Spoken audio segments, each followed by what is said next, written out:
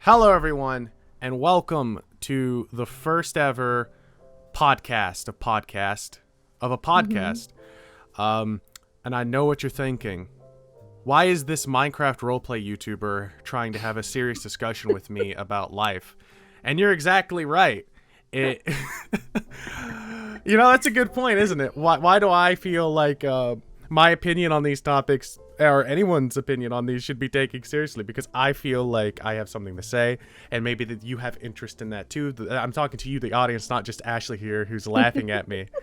And I think this is going to be an amazing, and that's why the first episode is called an open discussion, and I want to get it into that a little bit more because I want you guys to feel open here. I don't want this to feel like pressurized in a can, like only certain people should listen to this. Only the supreme leaders of lizard culture should listen to this podcast. Look, if you are in a can, we brought the can opener. We're opening you up. We're gonna open up this can of diversity and really dig deep. So, first of all, I'm gonna introduce who's here with me today. This is Ashley Celeste. You may know her better as Angel Girl. Stop. Disgusting. Introduce me by Ashley 9596. Ashley 9596 at the least. I'm here with my at the least with Ashley 9596. And I actually like Ashley Celeste though, the way you introduced me like that. Yeah, Ashley nice. Celeste. Yeah, I thought that would be nice. I actually wrote that down. I actually wrote that down in my you're notes. Such a cutie. Yeah, Thank you. I wrote down Ashley Celeste because I know. So do I call you John here? Do I call you Toilet John? You can call me Mr. Moyers. Mr. Moyer. Oh, it's the Mr. Moyer show. Oh, that's good. That's good. Put this on my notes. So, there's a few things I want to talk about before we get started, and let's go for those things. So, as people could probably tell, I have a certain way that I live my life by, a certain belief. And I think everyone does. I think you do too, Ashley, like that everyone believes by. I think everyone believes at least that the world is something. And I have that belief and I have a faith and I want to share that with you guys. But I want to be like the cool teacher with this like hat backwards and the chair in front because I know nothing. I admit that the things that I know are bare minimum. But I feel like if I talk about them, have this discussion with you, maybe we can both come away with a different point of view. Well, I mean, like, that's genuinely how people work, right? Everyone walks their own path. Everyone has their own life lessons that they can share to someone else. Mm-hmm. And usually that's what these discussions do, is help one another obtain that knowledge. Yeah. That's basically all that it is, constantly. Because while it may look it when we're in videos, apparently we have deep discussions. I feel like when we talk on here, I dropped my pencil. When we talk on here, we have a lot of discussions at night. But to go further more about the podcast, I want to say I'm not trying to make any money off of these topics. I'm not trying to gain anything from these discussions themselves. I don't feel right off of that. So these podcasts will not be monetized. So if you see one and you're like, well, John's just doing this for the money. I think this would hurt my brand more talking about these things and being open about them. Oh, I mean, I guess it depends. I feel like, I think that maybe in the age that we currently live in right now, probably. Yeah. But I also like to believe that people are a little more open-minded nowadays, or are trying to be. It depends on the people. Yeah. Really. I'm more of an optimistic viewer of life. So. It's the same. I believe there's good in every person. But that's kind of why I don't want it to be monetized, because I don't want someone coming to me as like, well, you're just doing this for the money, or you're just doing this for the XX, because I already had the XX, right? So I want this to be just here. This has been put on my heart to say to you, and this is something that I feel strongly about, and I want to share with you, and because I feel like we're living in a time of fear right now, especially. I think this last year, honestly, the start of 2020, I feel like has been nothing but fear with what's happened recently with the events of rumors about wars and the COVID-19. Well, I mean, you gotta remember, there's a lot of memes going on right now about throwing the whole year away. Like, let's just skip to 2021. We said that about 2019. Did we actually? Yeah, there was a bunch of memes. 2019 was bad for sure, but it wasn't this. I feel like progressively the years have gotten worse, starting at like 2017, I would say. 2017, it just seems like it's been this Down. more of a downward progression. Like, of course we had our highs, but it just seems like there were a lot more lows than anything. Yeah, of course.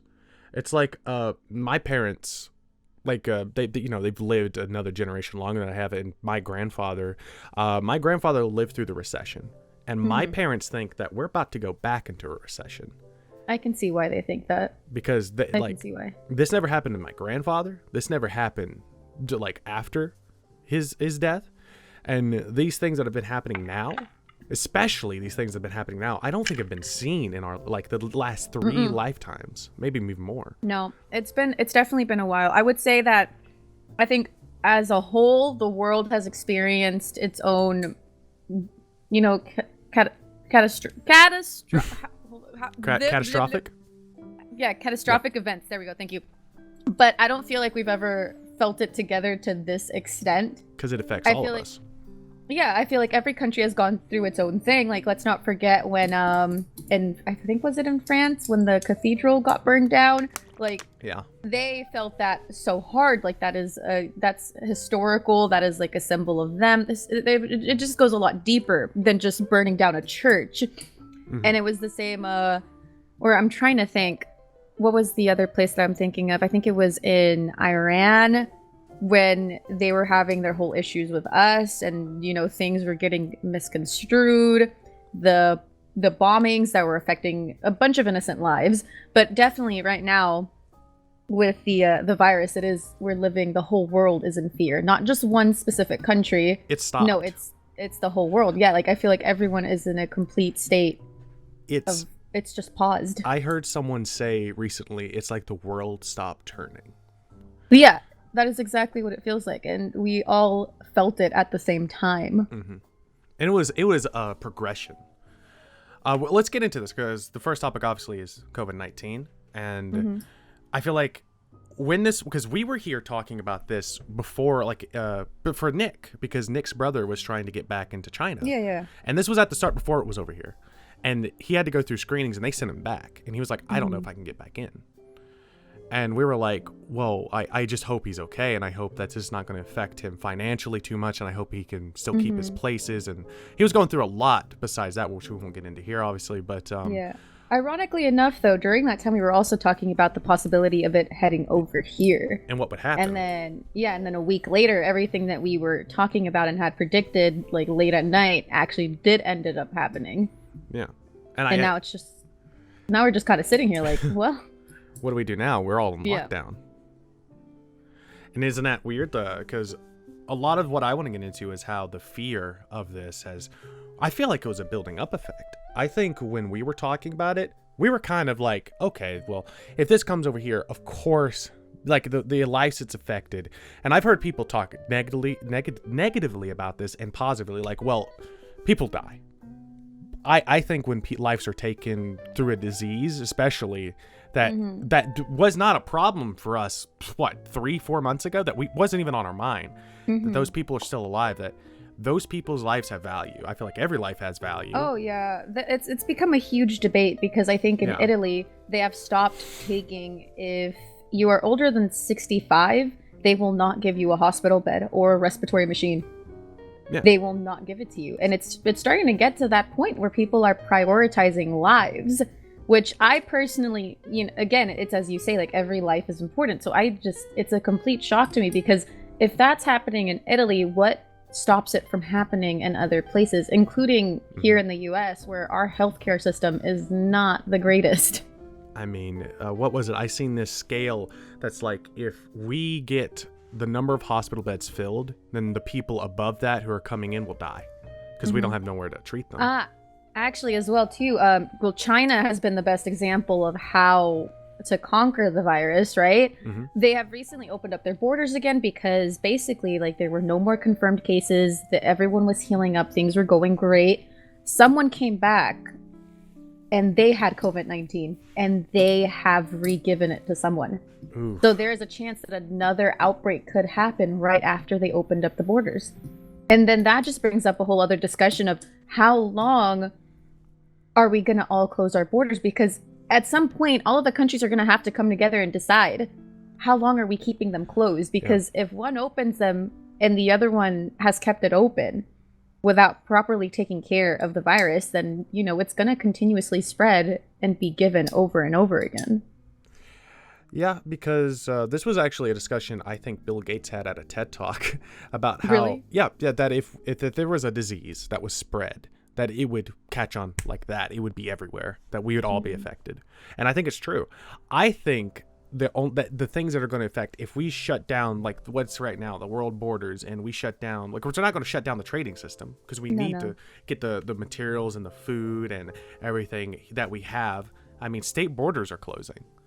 Yeah. And it's not even a worldly thing now. It's a state by state thing. It's a continent by continent. It should be a world thing, though. It should. I feel like they do. It's a serious situation. Like, I understand that, you know, at first we were just talking about how it's basically the flu, just a little bit worse. Like, yeah, it definitely, it's not just the flu. It's like, worse.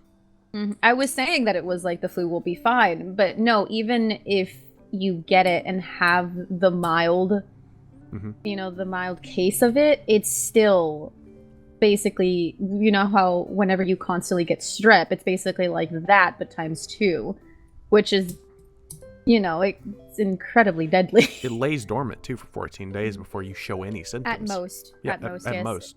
You can either get it between 2 or 14 days. That's when it will show, and you don't know. And at that point, if you don't know, you feel like you're fine. I think this gets into the next discussion too. Between the fear growing and the people being like, well, I'm okay, I'm young. And we see these spring breakers go out to Florida, Panama, all these beaches places, probably in Georgia and Tybee and all these places. We see them get there and they're like on the news, like, well, if I get it, I get it. You know, like, what does it matter? You know, like, I'm only going to live once. Well, I bet you want to live past 22. Also, when they closed those things down, the reactions of those people changed. It didn't become, well, I'm living for the day. It became, what happens if I give my dad this or my mom this? Like, why aren't you thinking about that? That's what the smart people are thinking. But then we have those that are like, my freedom, USA, USA. And it's like, I understand your freedom, but you can still have your freedom while thinking about the other people who could catch COVID-19. Like, it's not like they're completely saying you're not allowed to watch TV, you're not allowed to go out to the grocery store, you're not allowed to go to the... No, they're allowing you to go out if you need necessities. However, they're just asking to please stay home. You can do whatever the hell you want to do at home. Doesn't matter. Just stay home, stay on your private property. You can still go outside. Just go out into your backyard. Be wary that, you know, there is currently an outbreak happening and lives are going by the hundreds every single day. And it's, I know people are going to sit down and be like, that's already normal. No, it is normal for a natural death. This is unnatural. This is not supposed to be happening. If someone like my grandfather died, he's 76, you know, he could have probably lived longer if he got better care. And, you know, I regret that. But he was 76 years old. I loved him, but he lived a good life. When someone is in 21, I think you even told me there was a case of a soccer teacher, 21 years old. There was even a case of a 7-month-old getting it. Yeah, and it's like that 21-year-old died. And there's cases like that happening everywhere now.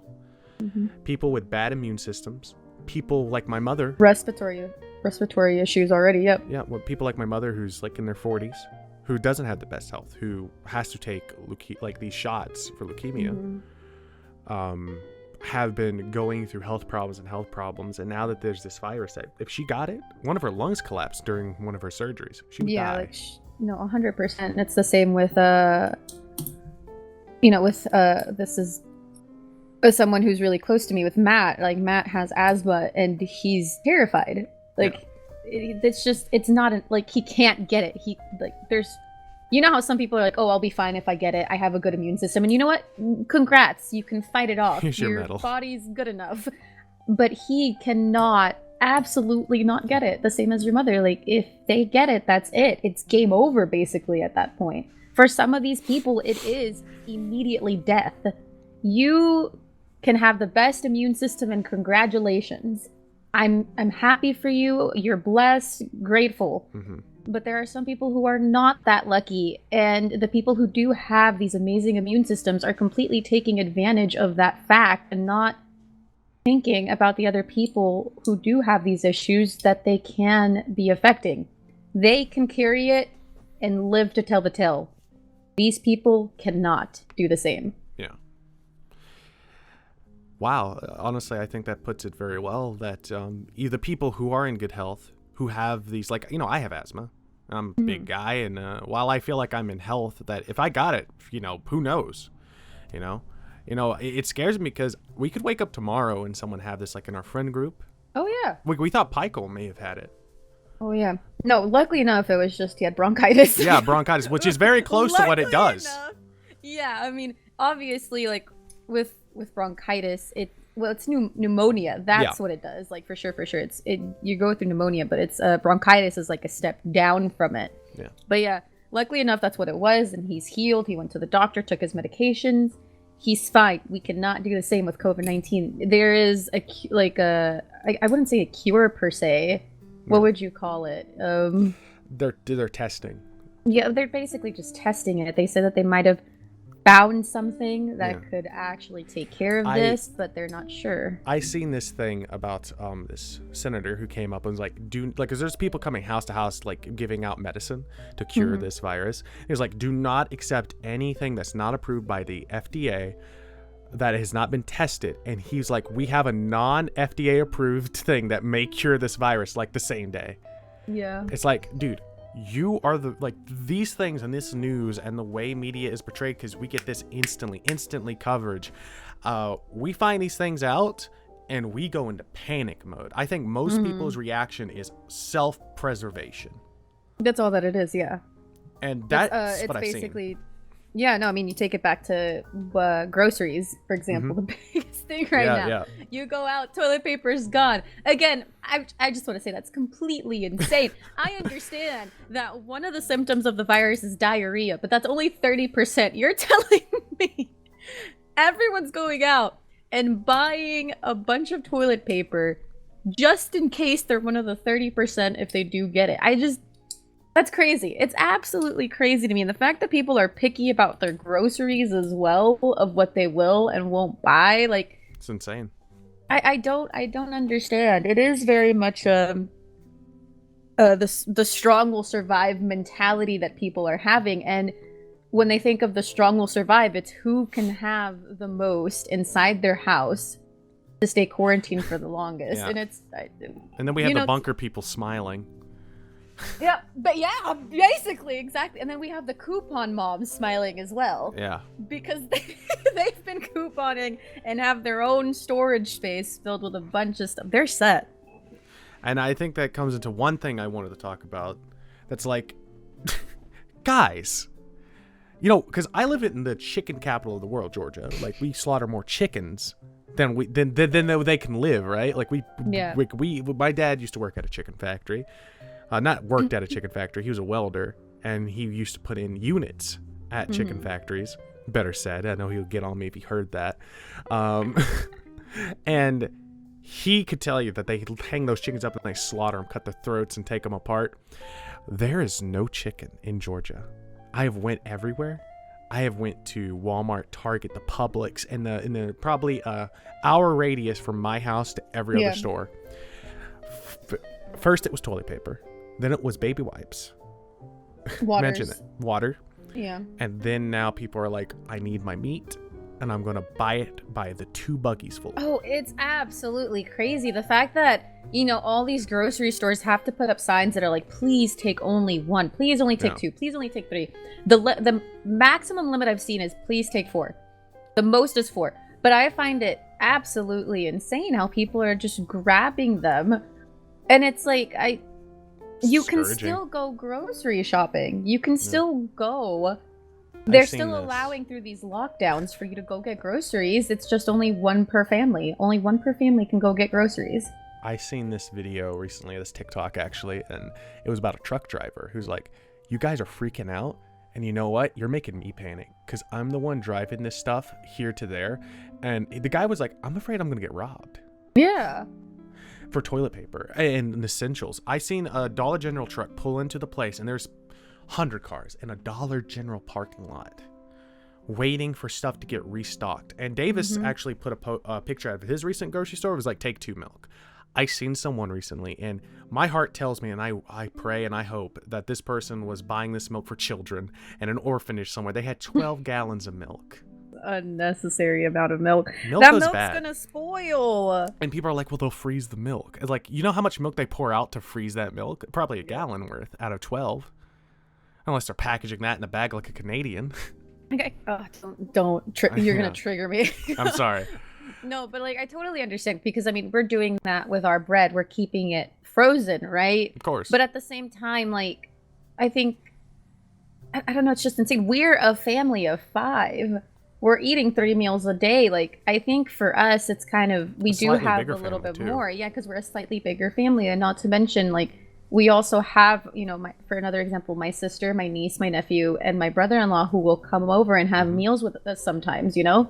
A big family. It's like that's a completely different story from someone who only has a family of 3 and is buying like 12 gallons of milk, like you said. Again, hopefully they were buying it for not just themselves, they were buying it for the rest of the family, because we've done that. We've gone out, we've bought some things for my sister because, you know, taking care of the kids, doesn't have time to go. So hopefully it's one of those situations, but you know that there are some people out there who are just buying so many things for just either themselves or for a small family. One thing that I seen recently that really warmed my heart was outside of, because, you know, churches aren't, you know, gathering together anymore, which that's a different topic all of itself. But however, there was this bucket, and people were like, if you have something extra, put it here. And take what you can, put what you can. And I think that's what I feel like this time should be. This should be a standing ovation of love and support for the people who cannot help themselves. Oh, it makes me absolutely, it depresses me, because even I think it was yesterday or two days ago, right? We went to Walmart and we found toilet paper. I was the happiest I'd ever been, because to see these things after not seeing them for so long just like brought me a little bit of joy. It's the small things in life. So of course. We saw toilet paper, and beside the toilet paper it said, please only take 1.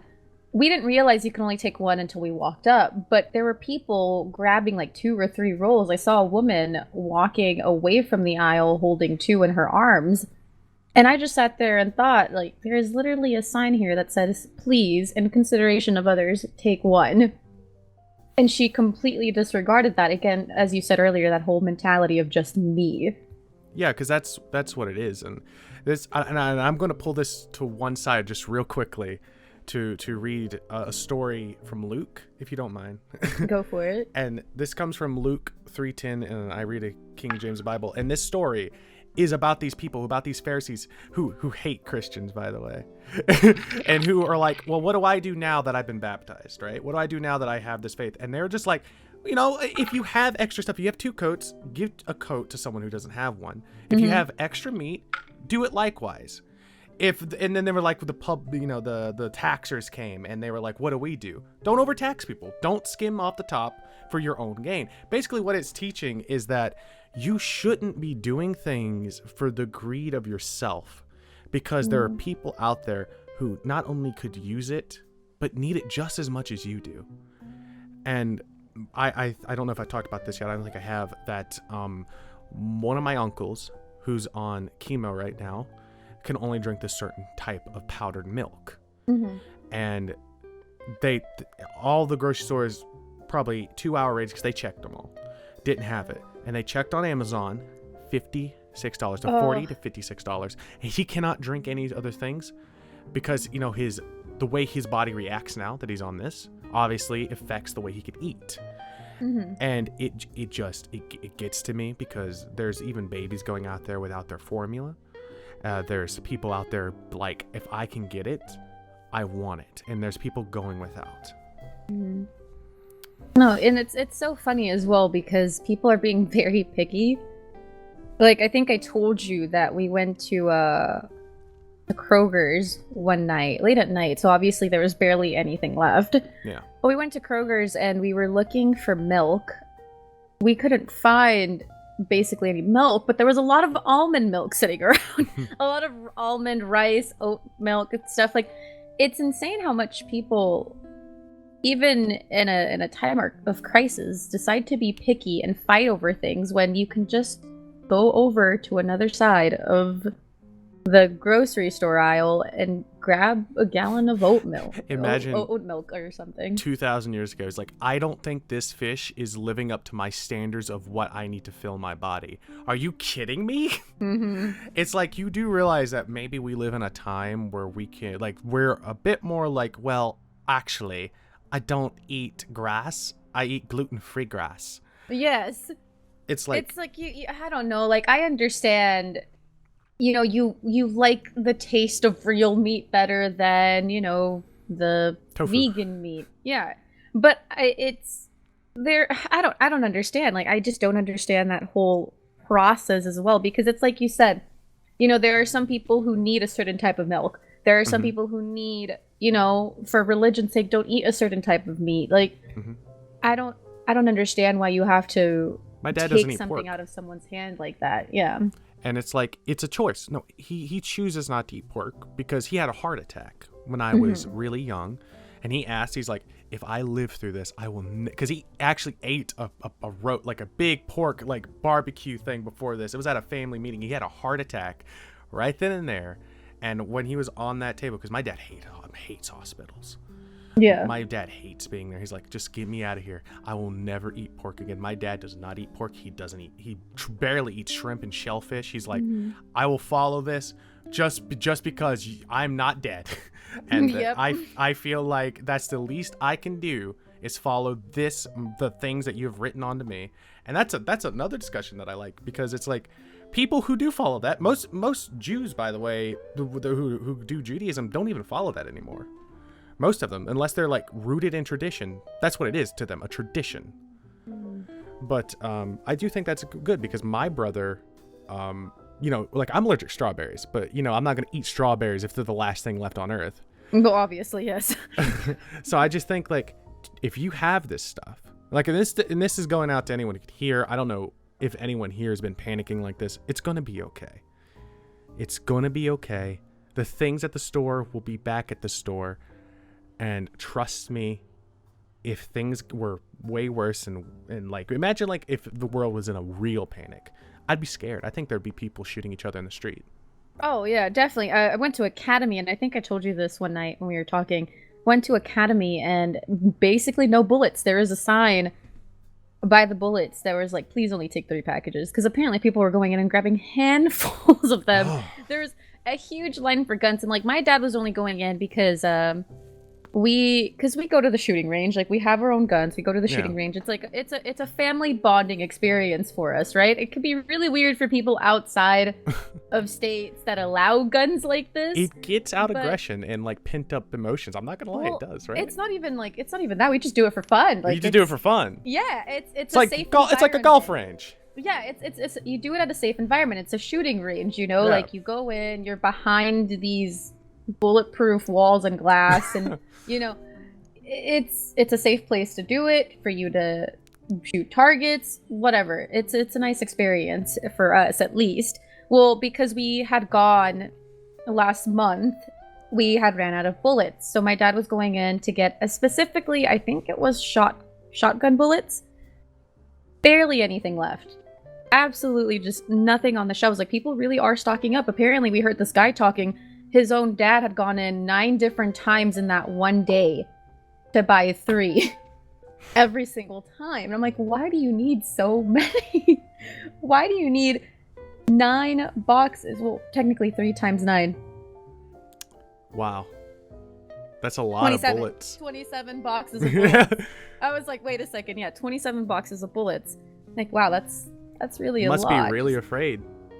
Yeah, I mean, my mom, she hates guns, doesn't like being near them, doesn't like touching them. She gets sick to her stomach just seeing the guns that my dad has. No. Recently she decided that she did want to carry, because not really next, but down the street from the restaurant that she works at is another restaurant. Some man went in there and shot the manager because he was robbing them. And my mom is technically a manager. She handles a lot of the money. So because of that, it has scared her, and she still has to work through all of this. Like, there's no other option for her. Yeah. And so now she wants to learn to carry. And then also because my father works at chemical plants, if the country goes on shutdown, not shutdown, but like that's exactly like that. Never mind. Shutdown. Yeah, lockdown. If the country goes on lockdown, my dad has volunteered to stay at the chemical plant 24/7 for 40 days. So we won't see him at all during that. Like, he's not allowed to come back or anything unless it's an actual emergency.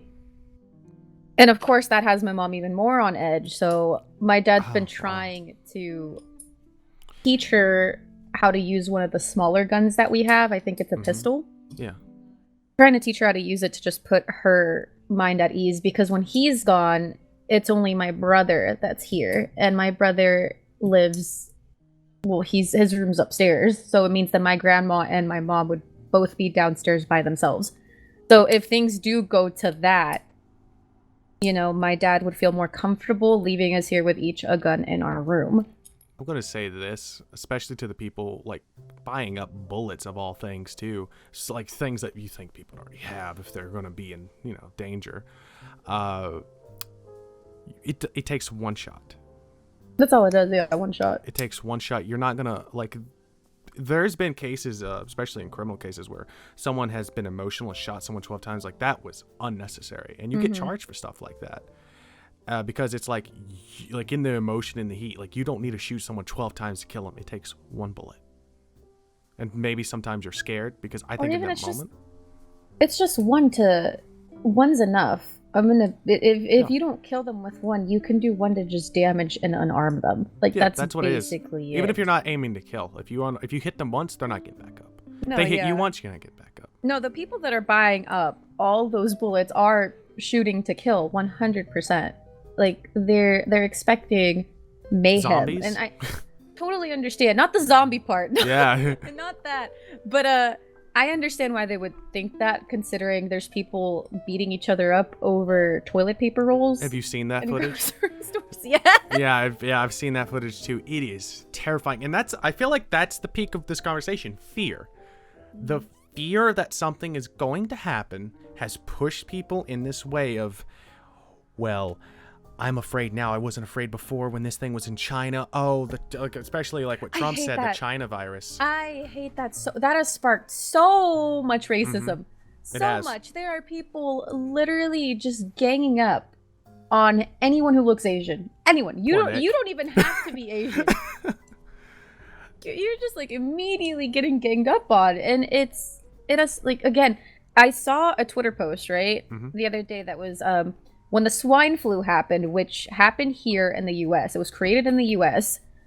No one called it the American pig virus. No, they called it the swine flu, and that's what it was. So for Trump to go live and say the China virus, I can say it's not racist because it originated from China. Like, that makes no sense, and that means that we should call the swine flu the American pig flu, the American pig virus, whatever. I think that's a whole other thing, because a lot of these things, like the markets that they sell this as, which is always what it originates from, these wet markets and these animals kept in cages that are pooping on each other in these terrible conditions. The way that I feel like we should go, because it's unclean, I think there should be more precaution for this, because it's just going to happen again. You mean more regulation? Regulation, and probably just being like, maybe if you're going to be selling things for people to consume and eat, they should at least be contained. Can we admit that there are some things that we should not be eating? Yeah. Like, this apparently, I think they said that most likely this came from eating bats. Yes. And it's just, I understand people are like, oh, it's a delicacy. Like, there are just some things that should not be eaten. And if you're going to be eating these quote unquote delicacies, can you keep in mind where they're coming from? Like, I don't know who's breeding bats to eat them. I don't know any delicacy. Yeah, like, people are saying that it's a delicacy. Like, if a dog was a delicacy, I bet you wouldn't shoot your dog and eat it. No, that's what people say, though. Some people say that dog meat is great, and I bet my crazy uncle would say the same, but, you know, I don't want to eat my dog. I don't want to eat dogs. Like, I don't know. I feel like there are just some things that you should not eat, and have obviously... It's like you're not going to eat your cat. Been that way. It's been like that for a long time. Yeah. You know, I don't understand. I really don't. But again, if for some reason people are really going to continue this whole, it's a delicacy and want to eat it, can you at least be aware of where it's coming from, how it was got? You know, you don't have to just see it and be like, oh, tasty, and immediately into the mouth. No, like you should ask some questions. Imagine getting a peach and not washing it. Yeah, it's like, inspect your food. Like, there have been many cases as well where even through regulations, like, I remember there was this weird case that happened. This woman went to a grocery store, came back home, peeled a banana for her child, and she looked at it, and there was blood on the banana. Ooh, God. Like, even through regulations, like, things happen. Again, you should inspect your food. Be safe. I think that's what happened to my grandpa, you know, bless his soul. He sadly has passed away, but in Mexico, there's not a lot of food regulations. Mm-hmm. And apparently one of the meats that he had eaten had some kind of... I don't remember exactly what it was. How would I say it? I'm trying to remember, like, the exact word I'm trying to use. A parasite? It had a parasite. Yeah. And apparently, I think it was like some kind of parasitic worm got in his system and went into his brain, caused a lot of seizures, things like that. So, I mean, even if food is getting regulated, you definitely want to make sure you're looking through everything, cooking it well. Even if it's a freaking delicacy, I don't care. Like, inspect it. Don't be so excited and just shove it in your mouth. Look at what you're eating. Yeah, because, I mean, you wouldn't just chow down on a pack of Krispy Kreme donuts without seeing if they have mold on them. Yeah. Because that happens. Beef jerky, like when it stays in a store too long, or like a convenience store, it gets mold on it. No, yeah. And so does food. Food gets worms, parasites, all those things. And that's happened here. Like, you could pour like a Coke on like a slab of meat, and if there's like worms or something in it, it'll come up to the surface. That's You know terrifying. how many times? Yeah, like, do you know how many times there have been cases of rats packaged in bread and stuff like that? Mm-hmm.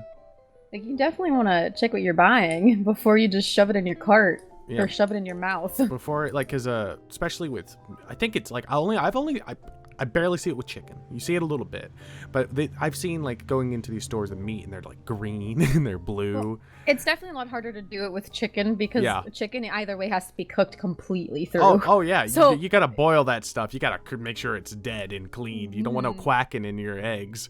No, like 100. Like, chicken, it's a lot harder for that kind of stuff to live. What maybe is why people are buying so much chicken, because, again, you have to cook that stuff completely through. It's not with red meats where, you know, some people enjoy their meat bloody. It's not the same. My uncle eats a raw steak, and I don't know how. I prefer my meat completely. I know, it's so through. chewy. It's so chewy. I tried, like, you know, I think we've all been into something that's not all like done, and you're just like. I can't. So I have a really weird thing with texture. Like, my meat has to be completely cooked. It's like, through. you know, when you bite into a hamburger, for instance, and the hamburger isn't all the way done, so you get that stringy part of red meat. Hate that. That. But burger's got to be done. It's the same when you're eating something that shouldn't have something crunchy in it. Ugh. You know, and then it does. You eat a donut, you just yep, and you lose your appetite for the thing right away. You're just not having it anymore. That's got me thinking about it too. I mean, like, thankfully, like, we live in a time where, like, especially in the location like we live in, like, we're grateful, and I feel like it's through grace that we have these things that we have. We have plenty of food. We have these things that are put in place for our safety that most people or countries don't even have. And I feel like for us to have not only this fear, but to put these temptations in practice of, well, if I need this, it should be about what I need. The world isn't all about one person. It is about us as an entirety, loving each other, and understanding that there's something out there, like, that we should be searching for and be bigger than us, because obviously a 12-pack of toilet paper isn't the be-all end-all of our universe. I will agree that there are some things you should definitely be selfish with, but it's all... my love. No, I'm just kidding. I mean, yeah, sure, I guess. But it's just like some things you should be allowed to be selfish and like, of course, feed yourself. Keep yourself fed. I'm not saying like if you buy 2 packs of goldfish, you're a monster. I'm saying if you buy 3 buggies of meat and you take out an entire aisle at a grocery store, maybe you're letting fear dictate your life. If you're My dad tried to do that. Because there was no more chicken, but there was still like whole chicken. First of all, I didn't even know they sold whole chicken. Really? I had no idea they did, right? Because I've seen it with turkey. You've never seen whole chickens? No. That's cute. Didn't even know. So we're at HEB and found whole chicken. I'm like, oh, that's interesting. There was 4 left in the fridge. This was all the chicken. My dad was like, take all 4. I'm like, Dad, I'm pretty sure 1 chicken could like feed us for a week if we ate nothing but chicken. Like, I think we're fine. At most we'll take 2, and he's like, I don't know, I think you should take all 4. And I'm like, how about let's not be those people? We'll take 2 since we are a bigger family, and we'll leave the other 2 for someone else. Like, there's no chicken. Let's not do that. And imagine that ripple effect. Like, because imagine the person who goes there next looking for that and has it, and they're thankful for that. They have it. Like, there's. Imagine how you remember how you were so happy when you seen toilet paper. Imagine how happy they were when they were able to get a whole chicken. Oh yeah, like again, barely any chicken. I mean, luckily enough, the next day because that day we had gone to Kroger's and HEB and we found no chicken. When me and my mom went out, because my mom really wanted to buy some cleaning supplies because she was running low. And I wanted to buy more puzzles. So we went to Target and we actually found packaged chicken. So we were able, I think I took 2 or 3. We took 2 or 3 for us. But again, we didn't take everything that was there. I think when I took 2 or 3, there was 4 packets left. Again, I'm not going to take all of it. Like, the chicken that we have is going for us and for my sister because she didn't find any chicken as well. So it's like, again, like there's nothing wrong with just leaving it there. Just because there's a minuscule amount of something doesn't mean, oh, finders keepers, losers weepers. No, no. Think about the next person coming along, please. And like, it's okay to, again, I was out with my dad and I told him, no, let's not do that. I know that a lot of people are going out shopping with their parents. It's okay to tell your parents no. It is okay for you to tell your parents, let's not be those people. Like, I understand that you're parents and you should respect them, look up to them, all of that. But sometimes, we're human beings. We're not meant to be perfect. And that means that your parents aren't going to be perfect either. We all make if you bad know decisions.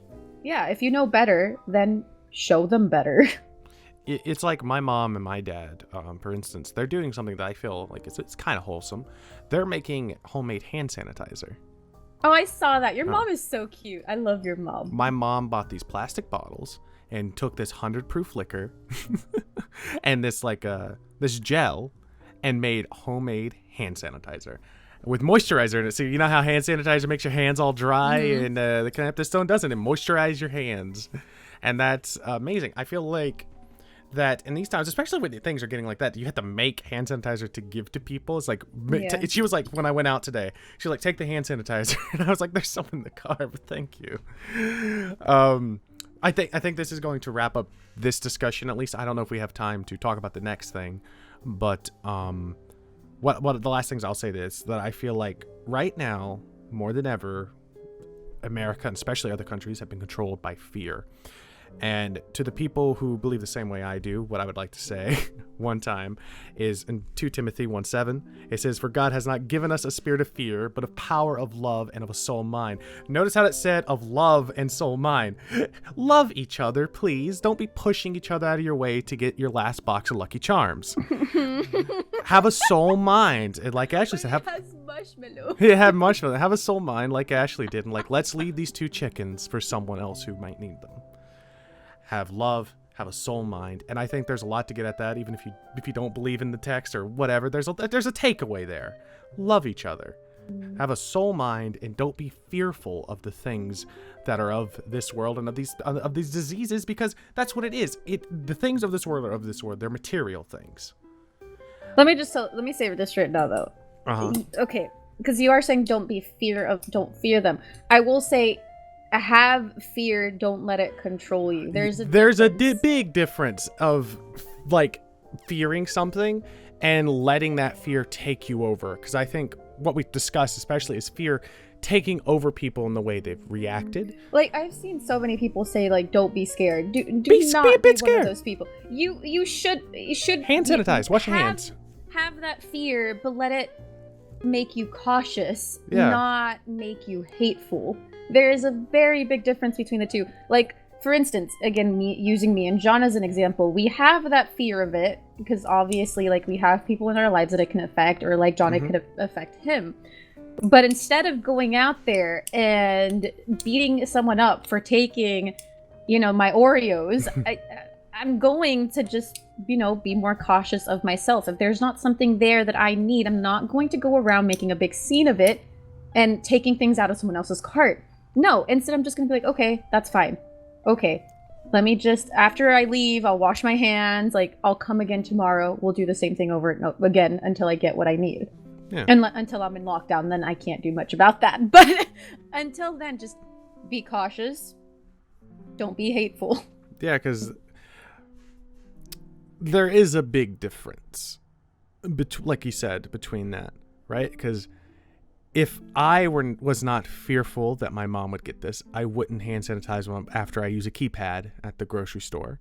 Yeah, if you were not fearful, you would be a spring breaker. That's what you would be. I would, because honestly, if like for those people out there doing that, like, well, I don't know what you're living off of, but I don't have that sort of mental capacity to just go out there and risk my life for a week. For those people doing that, I have no respect for people that are like that. Zero to no respect. It's the same people who, again, like, there's a chance that the government might give the unemployed a certain amount of money. It's those same people as well who are like, oh, I'm going to use that money to buy a Switch. Like, no,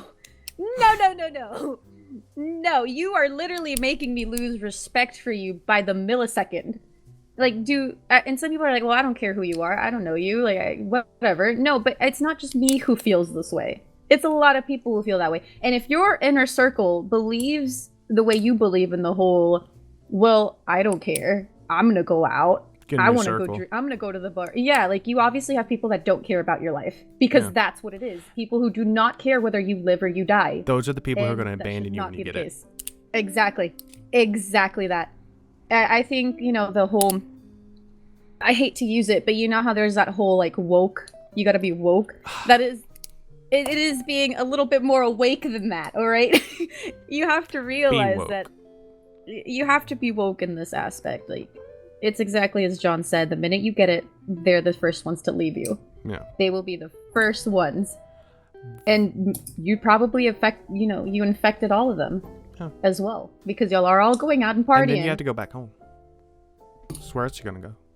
Yeah, like I hate it. But again, like, let's keep in mind, if Kylie Jenner can go on her Instagram stories and say, "Stay home, please," the longer all of us agree to stay home, the sooner we can go out.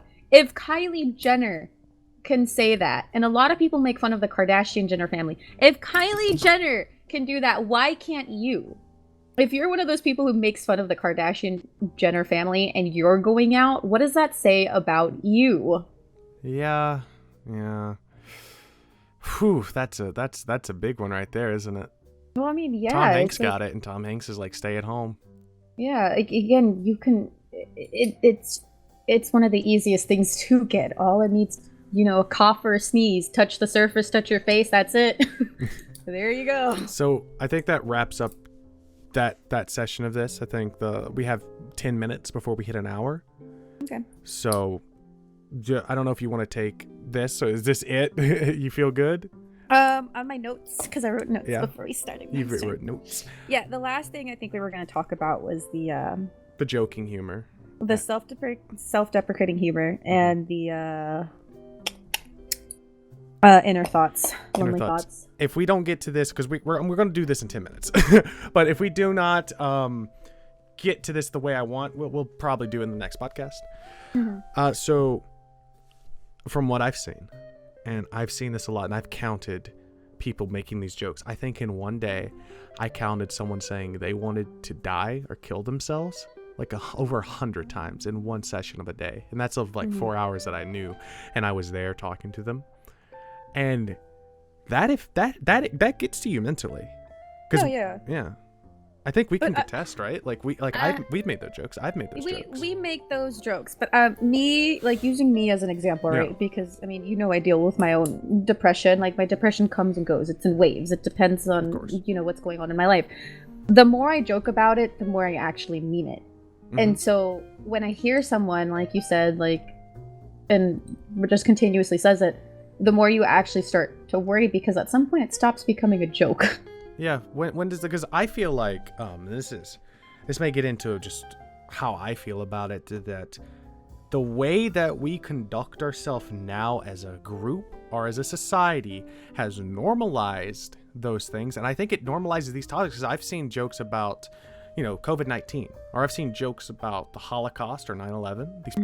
These terrible things that have happened, and I've made jokes like that. And I'm not gonna lie to you, in these last 3 months, I have seen those things and I have stayed up at night crying, because those things that we'll never be able to know the pain and experience. But what we can know is that those jokes and these things that we make, there is a grain of truth in that. Because there's a reason it's in your mind. I know there are people that use humor to, deal with what they're going through, and that's totally okay. I understand that. Yeah. But I feel like it is exactly like you said, there is a grain of truth to it. And if you see someone that is continuously making these jokes, reach out, ask them if they're okay. And if you're not going to ask them if they're okay, then just spend some time with them. Give them an hour or two, make them laugh, give them company. Like, you don't have to ask someone what they're going through, and that person doesn't have to tell you what they're going through. But that should not stop you from being a good friend and just giving them your time. Sometimes all someone needs is just for you to be there. You don't have to say anything, you don't have to talk. Just give them your company. Let them know that you're right there if they want to say anything. I feel like, especially with our friendship, we've done that a lot. There's been times where I haven't been able to talk to you about the things I went through. I know there's been times where you haven't been able to tell me, but we're there for each other, and in time we understand.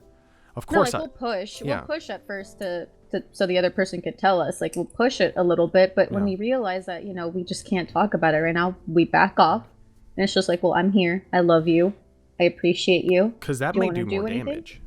Because pushing, because I remember, especially when my grandfather passed. I remember the void. Like, I could taste the death in my mouth. I don't talk about this a lot, but at that time when I walked away from his casket, my whole body felt like it fell down to a deep void. I fell onto my knees, and everyone there. If you ever thought about the feeling of being picked up by an angel, imagine 20 people grabbing you as, like me, I'm a big guy, 280 pounds, like grab you all at once and stopping you from hitting your knees. That feeling that I had was despair. I remember I was not only distant with you, I felt like I pushed you away. I pushed all my friends away. And I think it just but I think the fact, like, during that, we all knew that was the darkest place you've ever been. Like, we've seen you go through a lot at that point, even though we hadn't known each other as long as we do now.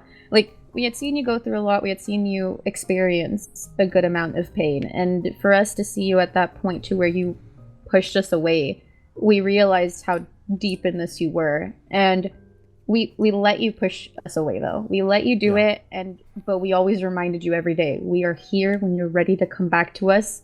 We are here. There was never a day where I didn't wake up to I love you or like, it'll be okay, we're here for you. That's all you needed. You didn't need us to constantly ask you every single day, like, pushing you to be happy. No, we were there, like, it's okay. If you want to cry, you can cry.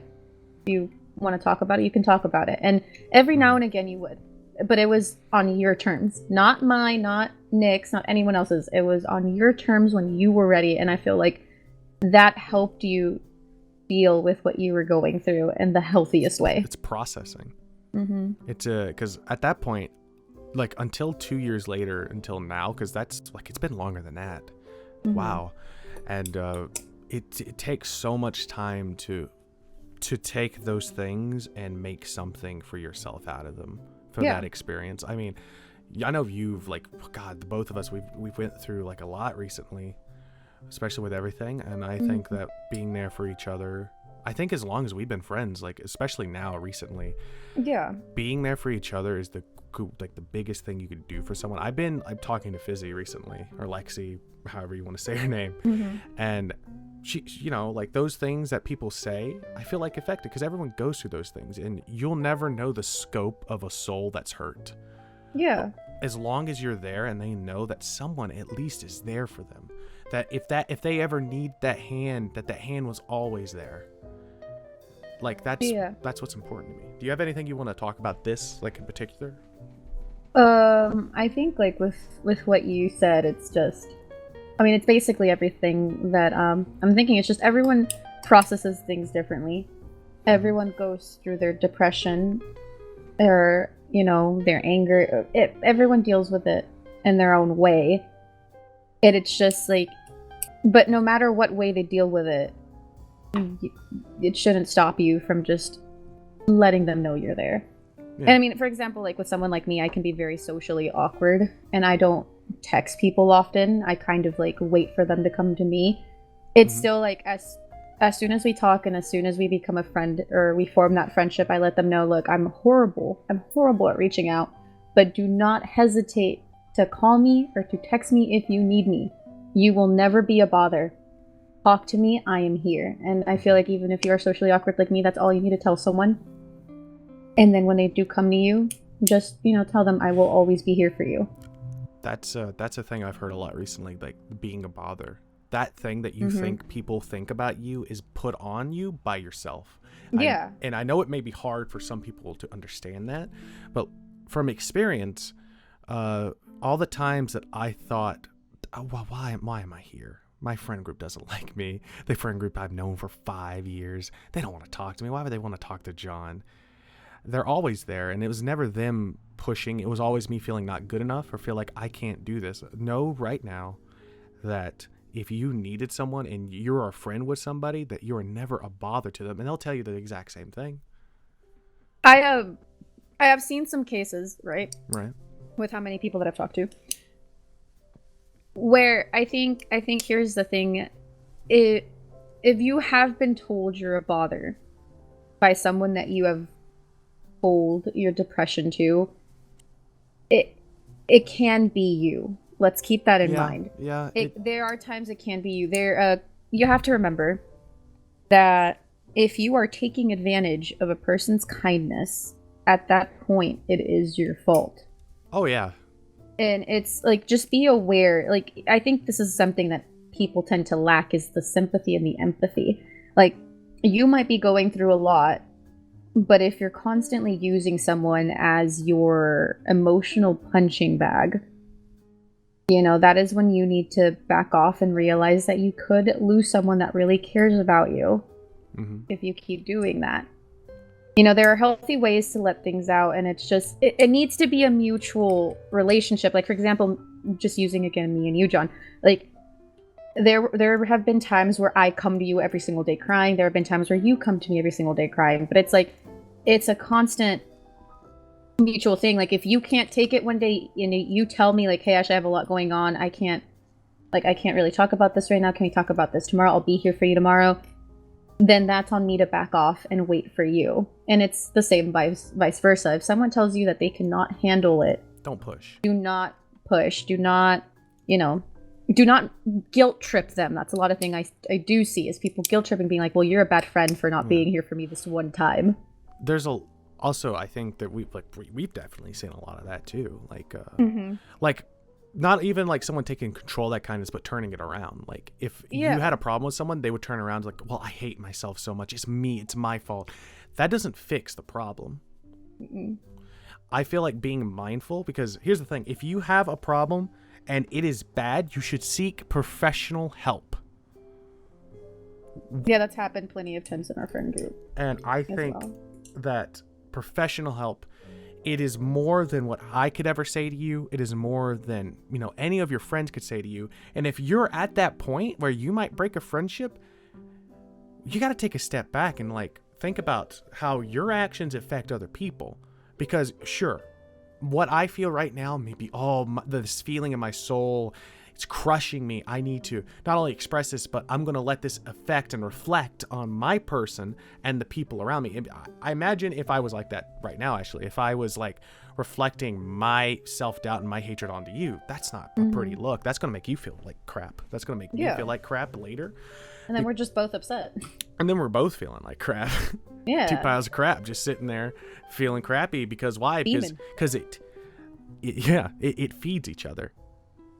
And this isn't like saying like you're not allowed to be depressed. You're not allowed. No, it's take responsibility for your own actions. Which is I can't have the responsibility to make my own bowl of milk, much less my actions. You do. You have that responsibility. If I know, for example, we do have a friend who, this friend has a lot of, mental issues. We had someone else come in and blame their actions on the mental issues. That friend felt so insulted. That friend sat there and was like, look, I understand you have your mental issues. The issues that you have, I have, and some more. But I will never blame my actions on them. I will take it and I will apologize because at the end of the day, it is me. Mm-hmm. This is me, and I am not controlling myself if I start hurting someone. Yeah, if I mess up. And that is how it should be. I've hurt you. And we're not going to get into this, obviously, but I've hurt Ashley. Obviously, we've been friends for so long. There's been a learning curve. We've learned stuff about each other. We've hurt each other. But through that, I've learned to take responsibility for the things that I've done and learn from them. We apologize. Yeah, we apologize. We sit down like human beings who make mistakes and are like, I'm so sorry that I did that. I understand. This comes with a level of maturity. Okay, let's be completely honest. When it comes to owning up to what you've done, it is a level of maturity. It is, and I would say it's a level of maturity because pride comes with maturing, and maturing is controlling your pride. Yeah. It's basically just, I understand that everyone has their different times when they learn things, and sadly, people don't learn until they go through it. So maybe, someone won't mature until they lose someone they really care about, or they're at their lowest of lows. But hopefully, you can learn. Yeah, I've continuously heard from different people I will never change. I can't change. I'm just not possible of change. That is complete. Can I cuss? Yeah, sure. That is complete bullshit. Anyone is possible of changing. We're constantly changing. You're not the same person you were last year, and if you are the same person you were last year, then either you don't have anything to learn anymore, impossible. Yeah, or you're just basically an asshole who just doesn't know how to be a good person. On that topic, I think this may be the last thing we talk about before we close out the podcast is change. I think that's a really good point. And so this is the idea is that we're always in the future. The thing I just said is always in the past, right? Mm-hmm. So we're never in a present moment. We're always moving. And because of that, the human nature, the way we feel is we want to succeed. Mm-hmm. And through that process, we learn. And if you are saying, I am not going to change, I'm not going to learn, you're doing yourself a disservice because you're fighting against that curve. Half of the people who say this already know that that's what they're doing, but they just still don't want to move forward from that. Yeah. And at that point, you're just being selfish. At that point, you are thinking that you yourself are fine the way you are, and that is not the case. We're all imperfect. No one on earth is a perfect person. Anyone who is alive right now isn't perfect. And if you and here's the thing, usually people who are like that have friend groups who are exactly like that, so they never learn. Yeah. But it's just, I've found that those people who live like that are the most backstabbing people I've ever met, and their friend groups are almost basically the same. I've met people. And it is scary. Yeah, I've met people who I thought, I'm never going to be friends with them again. They're going to be the same today as they were 4 years ago. Guess what? People change. The person that I didn't like 4 years ago is my best friend right now. And through that, you learn that you change as a person. Your spirit changes, and the way you look at the world will always be changing. I used to think that every joke is right. If I can't make fun of one thing, why should I make fun of anything? And the more I think about it, maybe the culture we have around those jokes isn't right. Maybe the jokes that I make and the jokes I have made, because you could probably go back and find terrible things that I've said. And I'm sorry if I have offended you. I'm genuinely sorry. I can't tell you. We do have, like, again, it just all comes back to you're one of those people that uses humor to deal with what you're going through. I do. And it's one of those things where, like, it can be dark humor. And I feel like that would just bring this into a whole other topic of being aware of when someone actually means something or they don't. Because I think we've had this whole conversation that comedy is very fragile nowadays because everyone is offended by everything. Yes. And it's just... Comedy's changed. Society has changed the way we view comedy because I think now it's turned into this shock.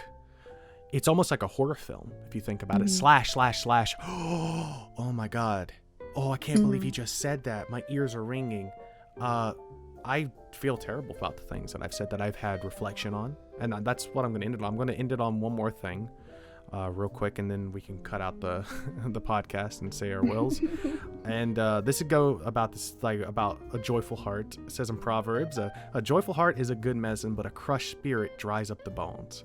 Saying if your spirit is crushed, your whole body's gonna die with you. You're spiritually gonna be dead in the ground. Yeah.